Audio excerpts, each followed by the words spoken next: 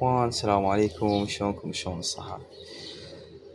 هاي اليوم نصيحتي لاهل الفيترية. انت فيتر، تي تحافظ على ايديك. يعني انت شوف اكزومي ومبهذل. طبعا انا مشيت ما احب سالفة الجفوف بالتصليح، بس حاليا اقتنعت 100% انه لازم واحد يحمي ايديه افضل. يعني شوف، يتقطع ايديك من البنزين ومن الغسل ومن الزاهي. هذا يجي 100 شف. هسه كاتبينك هنا 100 كلوفرز، كلوفز يعني 100 قطعة. القياس مالته يجي لارج، أنا ألبس لارج.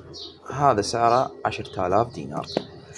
استخدام واحد إذا تحافظ عليه، العفو، استخدام واحد هو يستخدم، وإذا تحافظ عليه كيف تقدر تغسله وتستخدمه مرة ثانية، أو تمسحه بقطعة وتستخدمه مرة ثانية. سعره 10,000 دينار، وقياسات متوفرة، جميع القياسات والأحجام. أفضل لك أنت كمصلح تحافظ على يديك ولا يسبب لك مشاكل.